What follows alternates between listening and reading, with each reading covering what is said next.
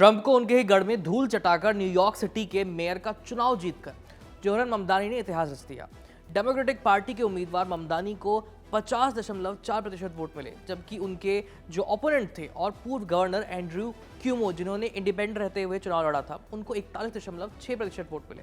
वहीं रिपब्लिकन उम्मीदवार कर्टिस सिल्वा को मात्र 7.1% वोट हासिल हुए। अब ममतानी दुनिया के सबसे बड़े शहरों में से एक न्यूयॉर्क के मुख्य प्रशासक चुने गए हैं।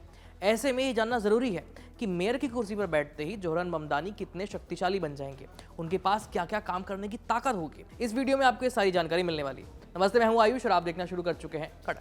न्यूयॉर्क सिटी का मेयर बनना किसी छोटे पद की बात नहीं है।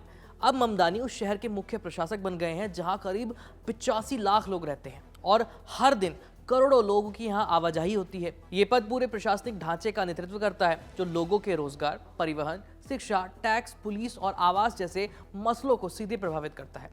CBS न्यूज के मुताबिक राजनीतिक विश्लेषक और प्रोफेसर JC प्लांको कहते हैं कि न्यूयॉर्क सिटी का मेयर दुनिया के सबसे पावरफुल सिटी लीडर्स में से एक होता है। ये 3 लाख से ज्यादा कर्मचारियों, 120 अरब डॉलर से ज्यादा के बजट और 1.3 ट्रिलियन डॉलर की GDP वाले सिस्टम को अकेला संभालता है, जो आर्थिक रूप से कई देशों से बड़ा है। कुछ का तो ये भी कहना है कि करीब 10 देशों की GDP से बड़ी तो केवल न्यूयॉर्क की GDP है।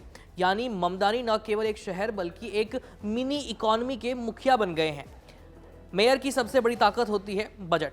न्यूयॉर्क सिटी का बजट तैयार करना, उसे प्रस्तावित करना और फिर लागू करना पूरी तरह से मेयर की जिम्मेदारी है। वो तय करते हैं कि कौन से सेक्टर में कितनी फंडिंग दी जाएगी, स्कूलों में, पुलिस विभाग में और हाउसिंग प्रोजेक्ट्स में। हालांकि टैक्स बढ़ाने या उसको घटाने की शक्ति मेयर के पास पूरी तरह से नहीं होती। इसके लिए उन्हें राज्य के विधानमंडल की मंजूरी चाहिए। वो केवल प्रस्ताव रख सकते हैं और अपनी राजनीतिक प्रभाव से वहां के गवर्नर या दूसरे नेताओं को मनाने की कोशिश कर सकते हैं, लेकिन फाइनल फैसला तो राज्य के विधानमंडल का ही होगा। यहाँ ममदानी कुछ नहीं कर सकते। न्यूयॉर्क में रेंट गाइडलाइन बोर्ड ये तय करता है कि किराया कितना बढ़ेगा और कितना घटेगा। इस बोर्ड के सभी 9 सदस्य मेयर नियुक्त करते हैं, यानी आवास नीति पर मेयर का अप्रत्यक्ष लेकिन बड़ा नियंत्रण तो होता ही है। ममदानी ने चुनाव अभियान के दौरान यह भी कहा था कि मेरे कार्यकाल में किराए में कोई बढ़ोतरी नहीं होगी, जिस वजह से बड़ी संख्या में लोगों ने उनको वोट किया। हालांकि विशेषज्ञों का कहना है कि यह इतना आसान भी नहीं होगा ममदानी के लिए, क्योंकि रेंट बोर्ड को कानूनी प्रक्रिया का पालन करना होता है। ममदानी ने अपने प्रचार में जनता से वादा किया था कि वो बसों को मुफ्त कर देंगे, एकदम फ्री। शहर में सरकारी ग्रोसरी स्टोर्स खोले जाएंगे, लेकिन ये फैसला उनके अकेले के बस की बात तो नहीं है।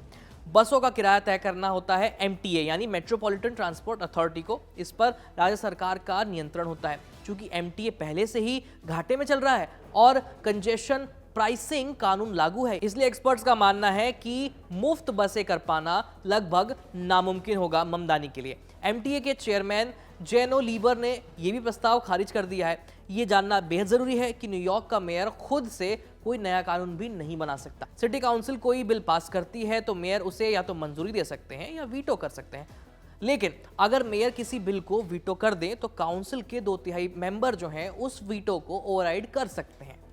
जैसे पूर्व मेयर एरिक एडम्स ने सड़क पर वेंडिंग और अपराध मुक्त करने वाले जो डिलीवरी वर्कर्स थे, उनके न्यूनतम वेतन वाले कानून पर वीटो लगाया था, लेकिन काउंसिल ने उनके वीटो को पलट दिया।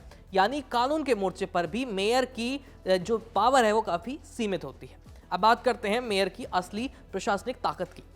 ममदानी को न्यूयॉर्क सिटी के 3 दर्जन से ज्यादा एजेंसियों के प्रमुखों को नियुक्त करने या हटाने का अधिकार मिल जाएगा जैसे ही वो मेयर बनते हैं, जैसे कि NYPD यानी न्यूयॉर्क की police, FDNY, transit authorities, finance department, cultural affairs और स्मॉल बिजनेस सर्विसेज जैसे एजेंसियां। इसके अलावा mayor criminal court, family court और सिविल कोर्ट के जजों की नियुक्ति भी कर सकते हैं और ये अंतरिम आधार पर कर सकते हैं। साथ ही शहर के कई बोर्ड और कमिश्नरों पर भी इनका नियंत्रण होता है, जैसे कि civilian complaint review board, housing development corporation, landmarks preservation commission. इन नियुक्तियों में मेयर अपने प्रशासनिक एजेंडे को असल में अमल में ला सकते हैं। कहा जाए तो न्यूयॉर्क सिर्फ एक शहर नहीं बल्कि दुनिया की सांस्कृतिक राजधानी भी है। शहर के प्रमुख के तौर पर मेयर को कई सारे प्रतिष्ठित संस्थानों के बोर्ड में शामिल किया जाता है, जैसे कि American museum of natural history, Carnegie hall, Lincoln center, metropolitan museum of art, 9/11 memorial museum और न्यूयॉर्क बोटानिकल गार्डन। इसके साथ ही mayor New York public library, Queens और ब्रुकलिन पब्लिक लाइब्रेरीज और New York health and hospital corporation और public design commission के भी member होते हैं। यानी मेयर का दायरा सिर्फ राजनीति का नहीं है, बल्कि संस्कृति, शिक्षा, स्वास्थ्य और समाज तक फैला होता है। तो शपथ लेने के बाद जोरम ममदानी सिर्फ न्यूयॉर्क के मेयर नहीं, बल्कि एक ऐसे शहर के प्रशासक होंगे जो आर्थिक रूप से कई देशों से बड़ा है। उनके पास एजेंसियों और नियुक्तियों का अधिकार होगा, लेकिन कानून, टैक्स और ट्रांसपोर्ट जैसे मामलों में उन्हें राज्य सरकार और दूसरे निकायों के साथ मिलकर ही काम करना होगा। जनवरी में शपथ लेने के बाद ममदानी सिर्फ न्यूयॉर्क के नहीं, बल्कि दुनिया के राजनीतिक मंच पर एक इंटरनेशनल सुपरस्टार बन सकते हैं।